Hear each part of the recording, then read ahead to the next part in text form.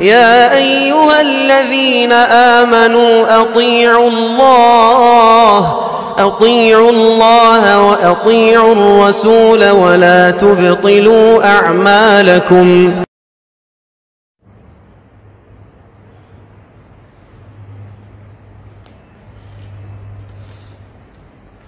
الحمد لله نحمده ونستعينه ونستغفره ونؤمن به ونتوكل عليه ونعوذ بالله من شرور أنفسنا ومن سيئات أعمالنا من يهده الله فلا مضل له ومن يضلله فلا هادي له ونشهد أن لا إله إلا الله ونشهد أن محمدا عبده ورسوله. أما بعد فإن خير الحديث كتاب الله وخير الهدي هدي محمد صلى الله عليه وسلم وشر الأمور محدثاتها وكل محدثة بدعة وكل بدعة ضلالة وكل ضلالة في النار. أعوذ بالله من الشيطان الرجيم. بسم الله الرحمن الرحيم. قاف والقرآن المجيد بل عجبوا أن جاءهم منذر منهم فقال الكافرون هذا شيء عجيب أإذا متنا وكنا ترابا ذلك رجع بعيد قد علمنا ما تنقص الأرض منهم وعندنا كتاب حفيظ بل كذبوا بالحق لما جاءهم فهم في أمر مريج أفلم ينظروا إلى السماء فوقهم كيف بنيناها وزيناها وما لها من فروج والأرض مددناها وألقينا فيها رواسي وأنبتنا فيها من كل زوج بهيج تبصرة وذكرى لكل عبد منيب ونزلنا من السماء ماء مباركا فأنبتنا به جنات وحب الحصيد والنخل باسقات لها طلع نضيد رزقا للعباد وأحيينا به بلدة ميتا كذلك الخروج. وقال الله تعالى في موضع آخر واتقوا فتنة لا تصيبن الذين ظلموا منكم خاصة.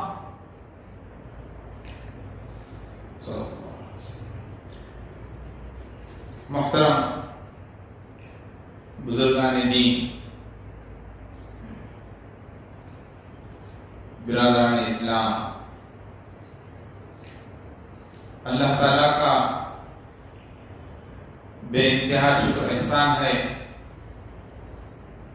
کہ اللہ تعالیٰ نے ہمیں اشرف المخلوقات بنایا جو دنیا کی سب سے خوبصورت ترین شے ہے. بے شمار درود اور سلام ہوں ہمارے اور آپ کے نبی کریم صلی اللہ علیہ وسلم پر، جنہوں نے اسلام کی روشنی کو، اسلامی تعلیمات کو دنیا کے چپے چپے میں پھیلا دیا. صلی اللہ علیہ نبی. محترم حضرات، آج جمعہ کے خطبے میں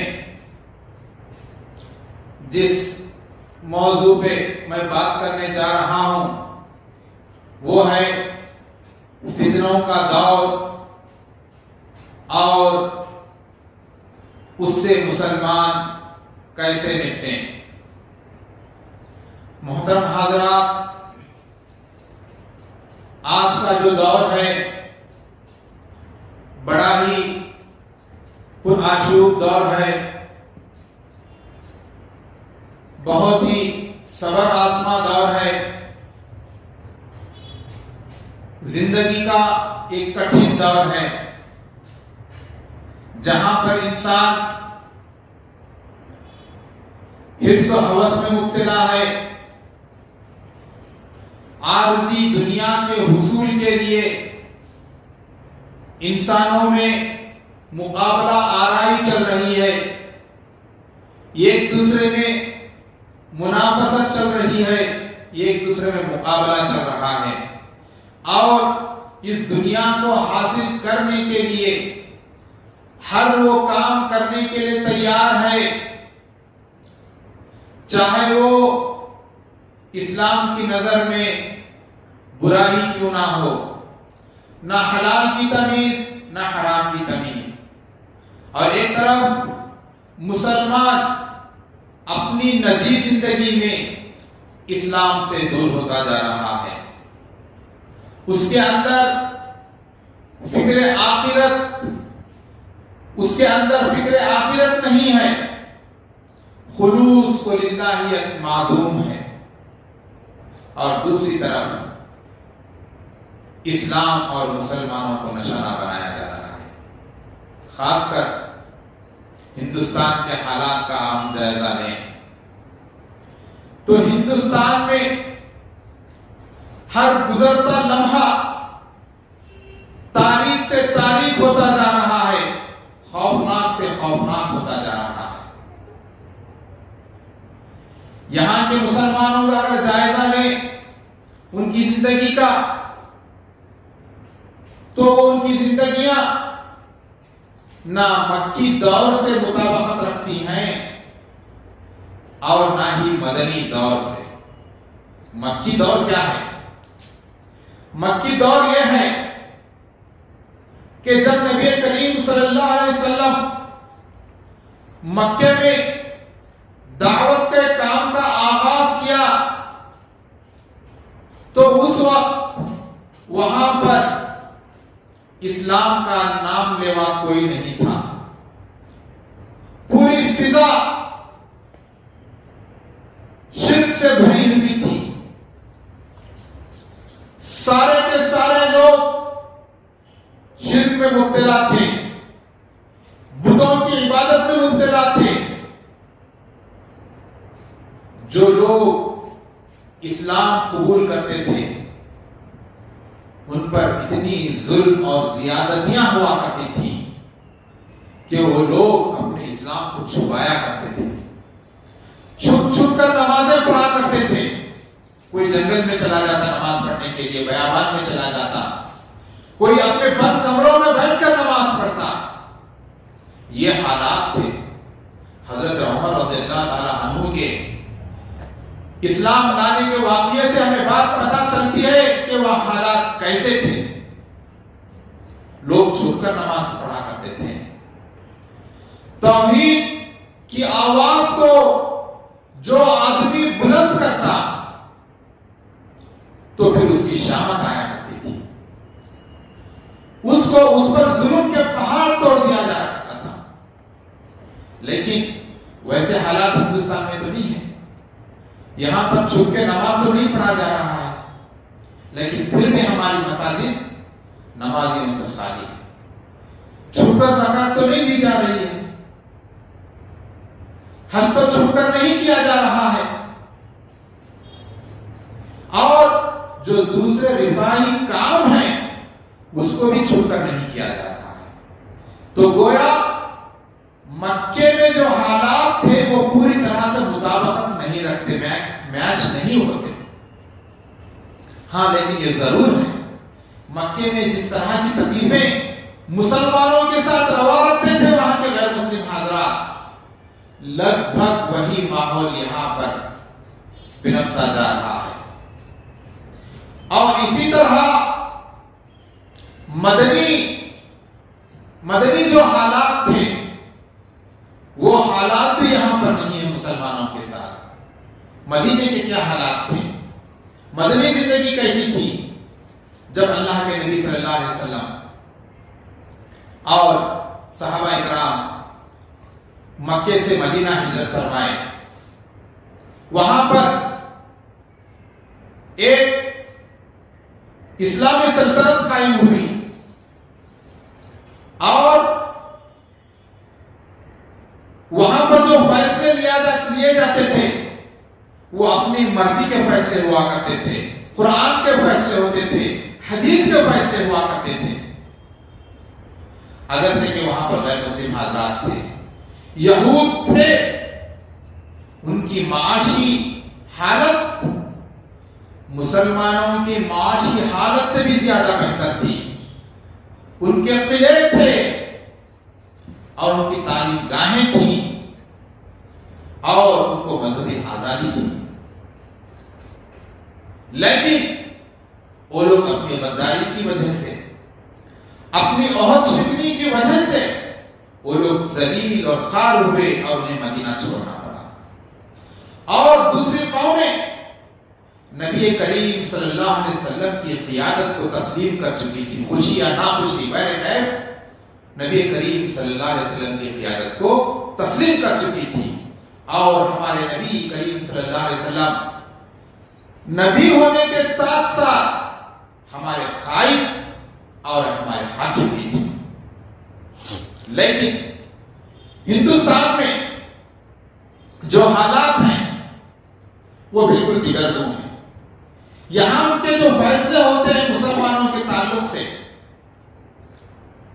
وہ فیصلوں میں مسلمانوں کی خوشی شامل نہیں ہوتی، مسلمانوں کی مرضی شامل نہیں ہوتی، بلکہ فیصلوں کو زبردستی تھوپا جاتا ہے۔ آپ دیکھیے اوقاف کا مسئلہ نکال لیا گیا اور اس کو زبردستی پارلیمنٹ میں پاس کرنے کی ان کی جدوجہد ہے۔ اسی طرح سے کئی ایک فیصلے اس سے پہلے بھی ہو چکے ہیں، جیسے شادی بیاہ کے تعلق سے اسلام کہتا ہے کہ بچی اگر بالغ ہو جائے تو اس کا نکاح کر دو، لیکن حکومت نے دیکھا کہ ہم کو ایسے قوانین لانی چاہیے جس سے مسلمانوں کو زخم پہنچے، جس سے مسلمانوں کو تکلیف ہو اور مسلمان اس پر عمل کرنے پر مجبور ہو جائیں، ایسے قانون کو بنانی چاہیے۔ تو اس طرح سے انہوں نے قانون لایا کہ 21 سال کی عمر سے پہلے کسی لڑکی کی شادی نہیں ہونی چاہیے۔ اب بتائیے 21 سال تک اس لڑکی کا کو انتظار کرنا چاہیے، اور اس دوران پتہ نہیں معاشرے میں کیسی کیسی برائیاں جنم لیتی ہیں، کیا کیا حالات رونما ہوتی ہیں، اس کے ذمہ دار کون؟ کیا گورنمنٹ اس کا تدارک کر سکے گی؟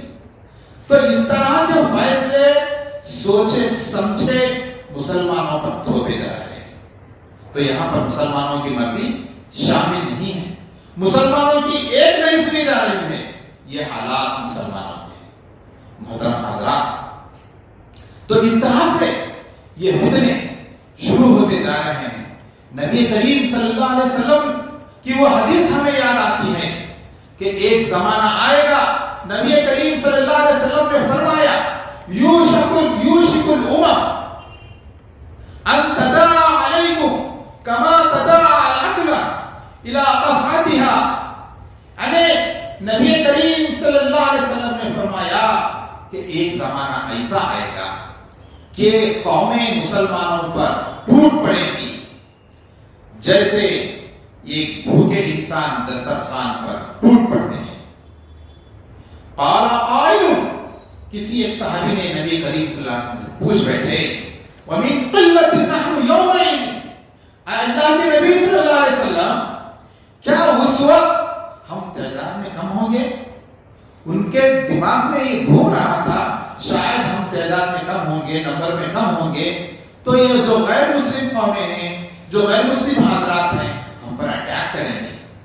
اللہ کے نبی نے کہا کہ نہیں، آپ نے فرمایا قال بل انتم یومئذ کثیر، تم اس وقت تعداد میں زیادہ ہوں گے، ولکنکم غثاء کغثاء السیل، لیکن اس وقت تمہاری حیثیت کیا ہوگی؟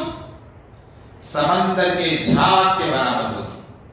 سمندر کا جھاگ، سمندر کا جو کف ہوتا ہے ایک دم پھوس پھوسا ہوتا ہے، دیکھنے میں کتنا زیادہ نظر آتا ہے، کتنا طاقتور دکھتا ہے دور سے، لیکن وہ کیا ہے؟ پھوس پھوسا ہوتا ہے. كغثاء السيل وَلَيَنزِعَنَّ اللَّهُ مِنْ صُدُورِ عَدُوِّكُمْ الْمَهَابَةَ مِنْكُمْ وَلَيَقْذِفَنَّ اللَّهُ فِي قُلُوبِكُمُ الْوَهْنَ. تو پھر اللہ کے نبی نے کہا کہ دیکھو ان غیر مسلموں کے دلوں میں تمہارا رعب ختم ہو جائے گا. ایک زمانہ تھا کہ مسلمانوں کو، سلف صالحین کو دیکھ کر غیر مسلم لوگوں کے دلوں میں رعب طاری ہوتا تھا. وہ لوگ کچھ کرنے، قدم آگے بڑھانے کے لیے، کچھ تکلیف دینے کے لیے مسلمانوں کو قدم آگے نہیں بڑھاتے تھے. لیکن دور ایسا آئے گا کہ ان کے دلوں میں، غیر مسلم حضرات کے دلوں میں مسلمانوں کا ڈر، خوف پوری طرح سے نکل جائے گا. اور فرمایا اللہ کے نبی صلی اللہ علیہ وسلم نے تمہارے دلوں میں اللہ تعالیٰ وہن ڈال دے گا. وہن کیا چیز ہے؟ اللہ کے نبی سے پوچھا گیا، فقال قائل یا رسول اللہ والوہن. اللہ کے نبی وہن کیا چیز ہے؟ تو اللہ کے نبی نے دو چیزوں کی طرف اشارہ فرمایا، دو بنیادی چیزیں ہیں، جو بیسک چیزیں ہیں.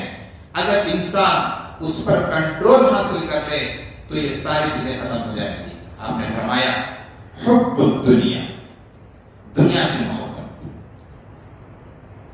دنیا حاصل کرنے کی محبت، مالدار بننے کی محبت.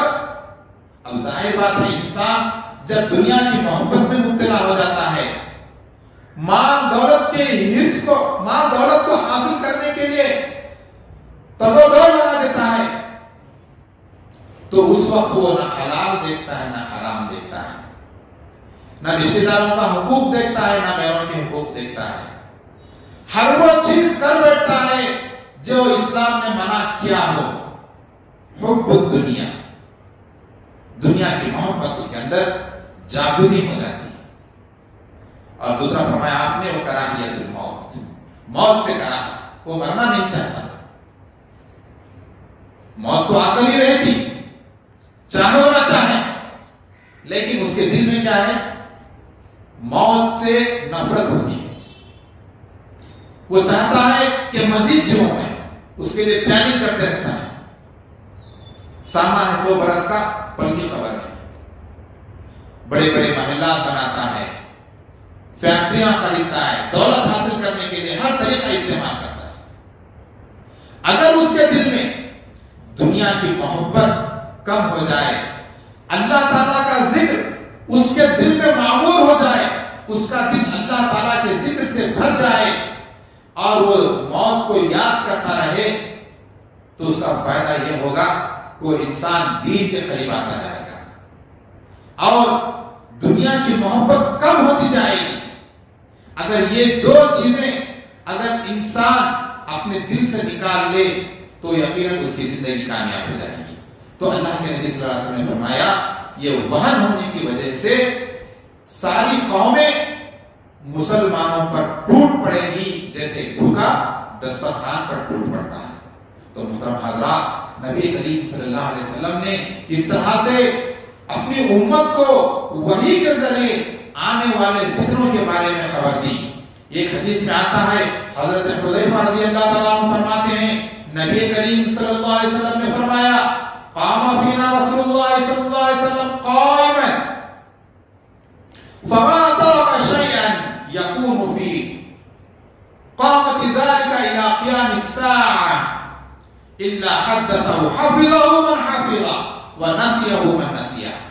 اللہ کے نبی صلی اللہ علیہ وسلم نے فرمایا کہ نبی کریم صلی اللہ علیہ وسلم ایک مرتبہ خطبہ دے رہے تھے، ہمارے درمیان کھڑے ہو کر حضرت حذیفہ رضی اللہ عنہ کہتے ہیں کہ اللہ کے نبی صلی اللہ علیہ وسلم قیامت تک آنے والی تمام فتنوں کا ذکر کیا.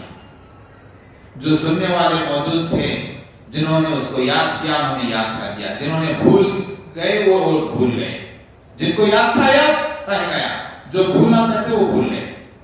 تو یہ تھا نبی کریم صلی اللہ علیہ وسلم نے جتنا بھی فتنے آنے والے تھے ان تمام فتنوں کو نبی کریم صلی اللہ علیہ وسلم نے بیان فرمایا. تو محترم حضرات، جن عبرتناک واقعات کی نبی کریم صلی اللہ علیہ وسلم نے خبر دی ہے ہمیں قیامت کے ظہور ہونے میں، ان میں نبی کریم صلی اللہ علیہ وسلم نے فرمایا کہ بدکاریاں عام ہو جائیں گی اور بدعمالیاں امت کو اپنے لپیٹے میں لے لیں گی، ہر جگہ بدکاریاں ہو جائیں گی اور بدعمالیاں بھی ہر سو بڑھتی جائیں گی۔ نبی کریم صلی اللہ علیہ وسلم نے فرمایا ایک حدیث میں، یتقارب الزمان، ایک دور ایسا آنے والا ہے، یتقارب الزمان وینقص العمل ویلقی الشح ویکثر الحرج۔ آپ نے فرمایا دیکھو ایک دور ایسے آنے والا ہے کہ اس وقت عمل کم ہو جائے گا، اسلام پر عمل کم ہو جائے گا اور ویلقی الشح، حرص و ہوس بڑھ جائے گی، ویکثر الحرج، قتل و غارت گیری عام ہو جائے گی۔ کیا یہ آج حالات اس زمانے میں ہو نہیں رہے ہیں؟ ہر جگہ قتل و غارت گیری چل رہی ہے، معمولی بات پر انسان کو قتل کر دیتا ہے۔ معاشرے میں ایسے لوگ ہیں جو چھوٹی چھوٹی بات پر انسانوں کے قتل کرنے پر تلے ہوئے ہیں۔ معاشرے میں بھی ہیں، حکومت کے کارندوں میں بھی وہ چیزیں کہ چھوٹی سی چھوٹی بات پر کیا انسانوں کا قتل کیا جاتا ہے۔ کورٹ کچہری اور بات کی بات پہلے کیا ہے اس کا صفائی کرتا ہے۔ لوگوں کا یہ ذہن بن گیا ہے، خوف خشیت، اللہ کا ڈر دل سے نکل گیا ہے۔ اور ایک جگہ نبی کریم صلی اللہ علیہ وسلم نے فرمایا سیأتی علی الناس سنوات المخدرات، یعنی کہ ایسا دور بھی آئے گا لوگوں میں قیامت کے قریب، یصدق فیہا الکاذب ویکذب فیہا الصادق، کہا جاتا ہے کہ اس میں ایک سچے انسان کو جھوٹا قرار دیا جائے گا۔ ایک سچا انسان جس کا کردار، اس کا عمل سچا ہو، اس کی زندگی اسلام کے مطابق ہو، اس کو لوگ کیا ہے جھوٹا سمجھیں، اور جو جھوٹا انسان ہے، جو بدکردار انسان ہے، خائن انسان ہے، اس کو سچا سمجھیں۔ وَيُكَذِّبُ فِيهَا الصَّادِقُ وَيُؤْتَمَنُ فِيهَا الْخَائِنُ، اور ایک خائن خیانتدار انسان کو امانتدار سمجھا جائے گا۔ یہ خائن انسان کو کیا سمجھا جائے گا؟ امانتدار سمجھا جائے گا۔ وَيُخَيْمَنُ فِيهَا الْأَمِينُ، اور جو امانتدار انسان ہے اس کو خائن سمجھا جائے گا۔ وَيَنْتِقُ فِيهَا الرَّوَابِدِيَّ، اور فرمایا گیا جو چھوٹی موٹی حیثیت والے ہیں وہ لوگ بڑی بڑی باتیں کریں گے۔ تو یہ حال ہوگا قیامت کے قریب، فتنوں کا دور یہ شروع ہوگا۔ آج وہ دور ہم اپنے آنکھوں سے دیکھ رہے ہیں۔ اچھے لوگوں کی کہیں عزت نہیں ہوتی، برے لوگوں کو لوگ عزت دیتے ہیں، اور ہو سکتا ہے ان کے شر سے بچنے کے طور پر بھی ان کو عزت دی جاتی ہے۔ اسی طرح سے نبی کریم صلی اللہ علیہ وسلم نے فرمایا مہاجرین سے خطاب کر کے، اے مہاجرین، 5 چیزوں سے تمہیں آزمایا جائے گا۔ میں دعا کرتا ہوں کہ اللہ تعالیٰ تمہیں ان 5 چیزوں سے محفوظ فرمائے، اس کے شر سے محفوظ فرمائے۔ اللہ کے نبی صلی اللہ علیہ وسلم فرماتے ہیں، اس میں جو 5ویں چیز اللہ کے نبی نے فرمائی وہ یہ تھی کہ جب لوگ نبی صلی اللہ علیہ وسلم کی نافرمانی کریں گے، کتاب اللہ کی نافرمانی کریں گے، اللہ کے نبی کے قوانین کی نافرمانی کریں گے، سنت سے انحراف کریں گے، تو اللہ تعالیٰ ان پر دشمنوں کو مسلط کر دے گا۔ اور وہ دشمن کیا کریں گے؟ ان کے املاک کو ضبط کریں گے، ان کی پراپرٹی کو ضبط کریں گے، اور ان کو ان کے گھروں سے نکال دیں۔ یہ نبی کریم صلی اللہ علیہ وسلم نے فرمایا۔ اور دوسری بات نبی کریم صلی اللہ علیہ وسلم نے فرمائی کہ علماء اور عمرا جو فیصلے کریں گے وہ سنت کے مطابق نہیں کریں گے، قرآنی آیات کو ایسے انتخاب کریں گے جو ان کے مرضی کے مطابق ہوں ویسے قرآنی آیات کو انتخاب کر کے اس پر فیصلہ کریں گے تو اللہ تعالیٰ ان کے دلوں میں شدید اختلاف پیدا کرے گا. تو اللہ کے نبی صلی اللہ علیہ وسلم نے ان چیزوں سے مہاجرین کو آگاہ کیا اور دعا کی میں اللہ تعالیٰ سے دعا کرتا ہوں کہ اللہ تعالیٰ ان تمام چیزوں سے آپ کو بچائے. محترم حضرات، ان فتنوں کے دور میں یہ فتنے ایسے ہوں گے کہ اچھے عقل مندوں کی عقل بھی کیا ہے ٹھکانے پر آ جائے گی. لوگوں کو سمجھ میں نہیں آئے گا کہ کیا کیا جائے، دین پر قائم رہیں یا دین کو چھوڑ دیں. نبی کریم صلی اللہ علیہ وسلم نے فرمایا الصابر فیہم علی دینہ کالقابض علی الجمرہ. حالات اتنے سنگین ہوں گے کہ دین پر قائم رہنا اتنا مشکل ہو جائے گا کہ انسان یہ آسان سمجھے گا کہ آپ کے شعلوں کو اپنے مٹھی میں لے لیں، وہ ایزی دکھے گا، لیکن دین پر قائم رہنا اس کے لیے مشکل ہو جائے گا. اتنا سخت دور آئے گا. اور ایک جگہ نبی کریم صلی اللہ علیہ وسلم نے فرمایا کہ حالات اتنے سنگین ہوں گے کہ آدمی خبر کے پاس کھڑے ہو کر کہے گا یا لیتنی کنت مکان ھذا القبر، کاش میں اس خبر میں مدفون ہوتا تو کتنا اچھا ہوتا.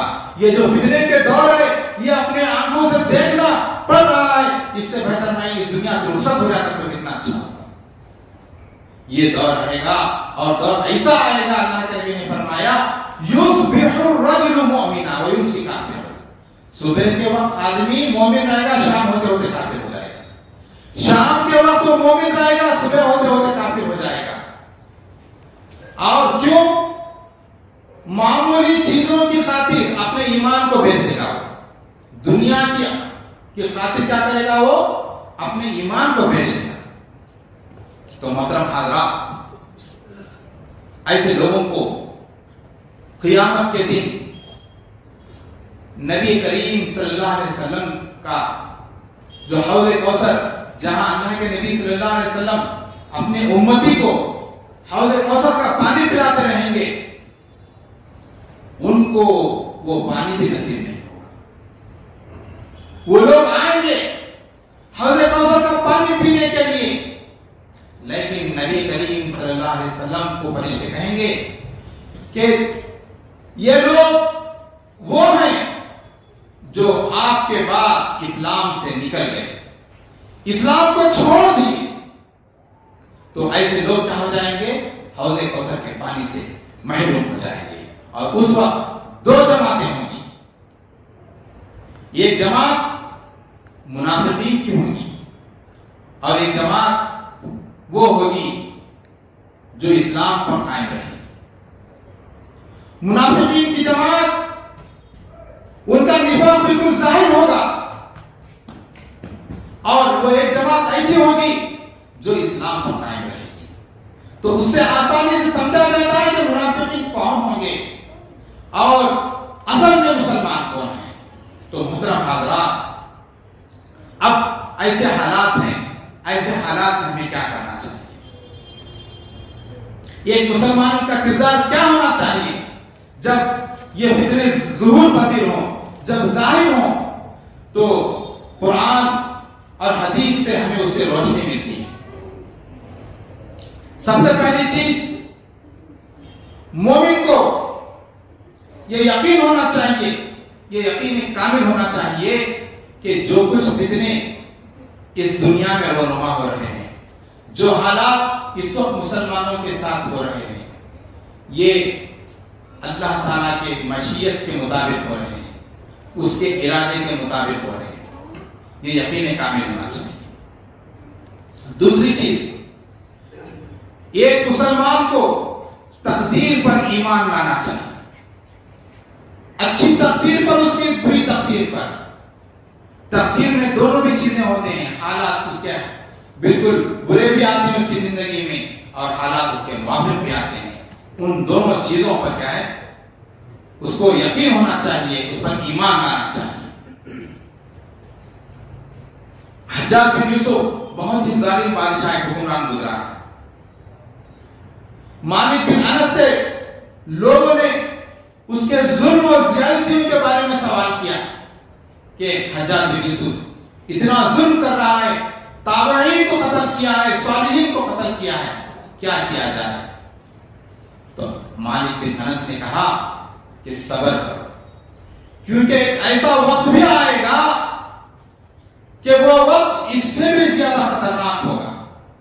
تو مالک بن انس رضی اللہ تعالیٰ عنہ نے وہاں پر ان کو صبر کی تلقین کی. کس وجہ سے؟ کہ اس وجہ سے کہ ان پر ایک جابر اور ظالم بادشاہ ایک حکمران مسلط ہوا ہے, اس لیے اس کے ظلم پر تم صبر کیا کرو. تو محترم حضرات, یہ حالات بھی ہمارے ہندوستان میں گزر رہے ہیں. اور تیسری چیز نبی کریم صلی اللہ علیہ وسلم نے ہمیں سکھائی ہے وہ ایک کہ فتنوں سے پناہ طلب کرنی چاہیے. اللہ کے نبی صلی اللہ علیہ وسلم نے ایک دعا سکھائی, اللہم انی اعوذ بکا من غلبۃ الدین وغلبۃ العدو وشماتۃ الاعداء. اللہ کے نبی صلی اللہ علیہ وسلم نے دعا سکھائی, اے اللہ میں تیری پناہ میں آتا ہوں غلبۃ الدین, قرض کے بوجھ سے. واقعی قرض کا بوجھ انسان کی زندگی کو تباہ و برباد کر دیتا ہے, اس کے سکون کو غلط کر دیتا ہے. وغلبۃ العدو, دشمن کے غلبے سے. وشماتۃ الاعداء, اور دشمنوں کے طعن و تشنیع سے, ان کی برائیوں سے, ان کے برے بھلے چیزوں سے. ان تمام تین چیزوں سے نبی کریم صلی اللہ علیہ وسلم نے پناہ مانگی ہے. اس لیے اس دعا کو ہم اپنے ہر دعا میں شامل کرنا چاہیے. چوتھی چیز, فتنوں کے دور میں کیا کرنا ہے؟ نبی کریم صلی اللہ علیہ وسلم نے فرمایا امسک علیک لسانک, ہم اپنی زبان کو کنٹرول کریں. فتنوں کا دور ہے, ہم کچھ بات کرنے سے پہلے یہ سوچیں کہ ہم کیا بات کر رہے ہیں اور اس کا امپیکٹ کیا ہوگا آگے چل کر. یہ سوچیں, اس کے بعد اپنی زبان میں. خاص کر وہ لوگ جو معاشرے کے بڑے ہوتے ہیں, سوسائٹی کے لیڈر ہوتے ہیں, زعیم ہوتے ہیں, ذمہ دار ہوتے ہیں, ان کی باتوں کو توڑ مروڑ کر کچھ بھی پیش کیا جائے گا, ایک معاملہ بنا کر پیش کیا جائے گا. اس لیے فرمایا امسک علیک لسانک. اس کے بعد چوتھی چیز, پانچویں چیز اللہ کے نبی صلی اللہ علیہ وسلم نے فرمائی کہ بلا تحقیق کوئی بات, کوئی خبر نہ پھیلائی جائے. جو بھی خبر ہمارے پاس آئے اس کی تحقیق ہونا چاہیے. آج تو واٹس ایپ کا دور ہے, بس جو بھی خبر آئی واٹس ایپ میں آئی, اس کو سوچتے نہیں, سمجھتے نہیں, وہ خبر صحیح ہے, غلط ہے, بہتان ہے, الزام ہے, کچھ بھی ہے, بس اس کو فارورڈ کر دیا جاتا ہے. یہ فضا بنا دی جاتی ہے. آج کل جو فتنے ہو رہے ہیں, جو فسادات ہو رہے ہیں, اس کا ایک حصہ کیا ہے؟ غلط خبروں کا انتشار, اس کا پھیلاؤ ہے. تو اس پر روک لگنی چاہیے. سورہ نساء میں اللہ تعالیٰ فرماتے ہیں وَإِذَا جَاءَهُمْ أَمْرٌ مِّنَ الْأَمْرِ أَوِ الْخَوْفِ أَذَاعُوا بِهِ وَلَوْ رُدُّوهُ إِلَى الرَّسُولِ وَأُولِي الْأَمْرِ مِنْهُمْ لَعَلِمَهُ الَّذِينَ يَسْتَنبِطُونَهُ مِنْهُمْ. فرمایا اللہ تعالیٰ نے کہ جب کوئی خبر تمہارے پاس آئے, امن کی, خوشی کی, ابی الخوف یا خوف کی, تو اس کو آپ کس کے حوالے کر دو؟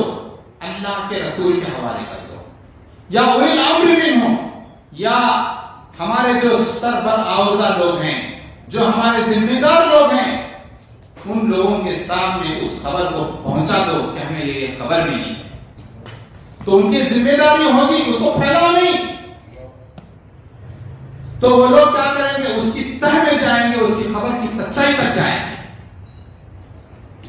ورنہ کیا ہوتا ہے, اگر امن کی کوئی خوشی کی بھی خبر ہے, اس کو پھیلا دیا جائے تو انسان کیا ہے, خوشبو میں مبتلا ہو جاتا ہے.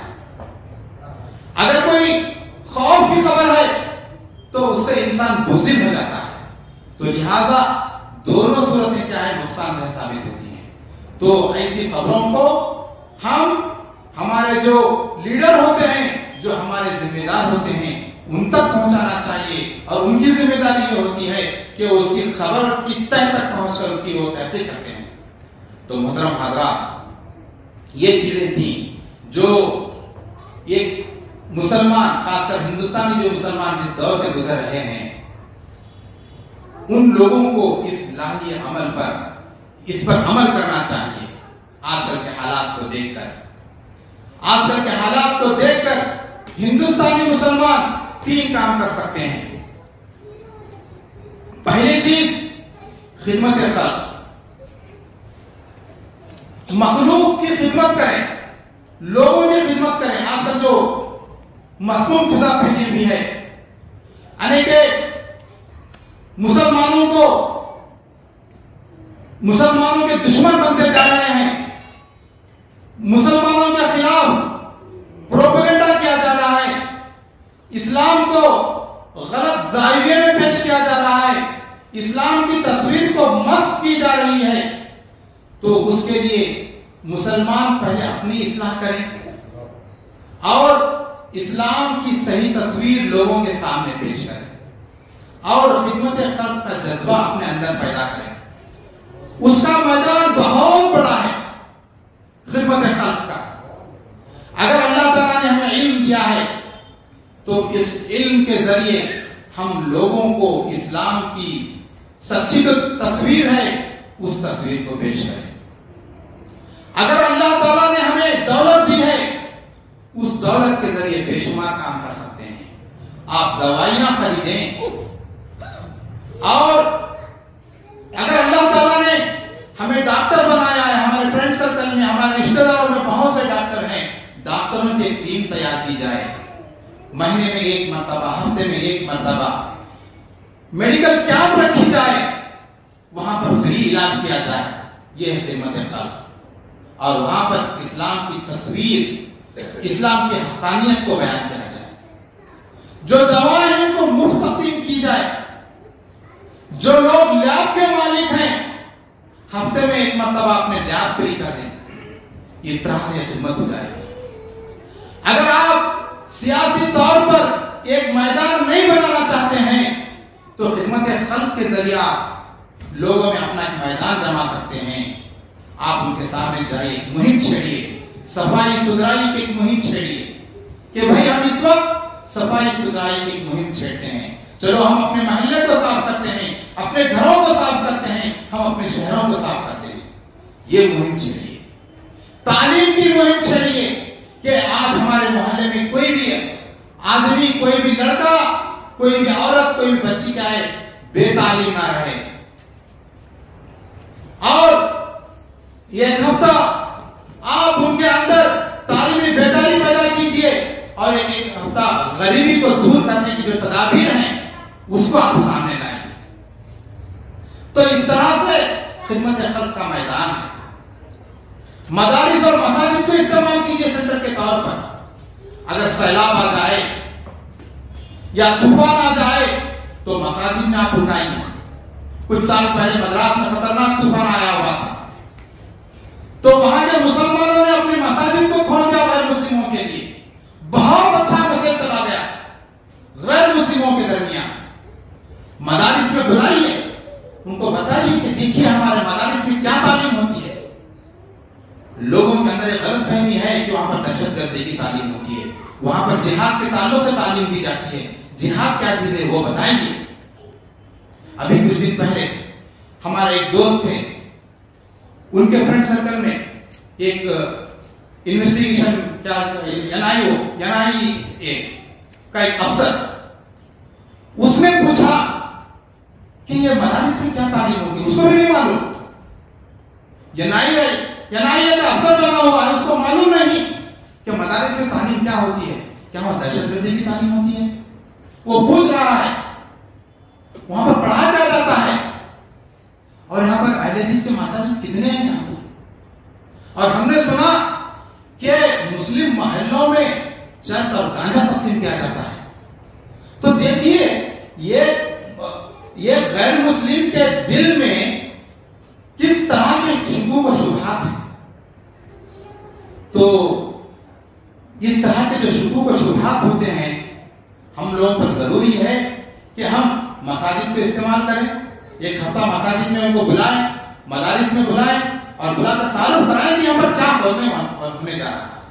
تو محترم حضرات، یہ چیزیں تھیں، بس میں اللہ تعالیٰ سے دعا کرتا ہوں کہ اللہ تعالیٰ ہم تمام لوگوں کو ہر قسم کے فتنے سے اور شر سے بچائے، اور ہمیں اللہ تعالیٰ اسلام پر قائم و دائم رکھے، ثابت قدم رکھے، جب تک اللہ تعالیٰ ہمیں اس دنیا میں رکھے، کلمہ لا الہ الا اللہ پر رکھے، جب ہمارا خاتمہ ہوگا کلمہ لا الہ الا اللہ پر ہو۔ آمین۔ وآخر دعوانا الحمدللہ۔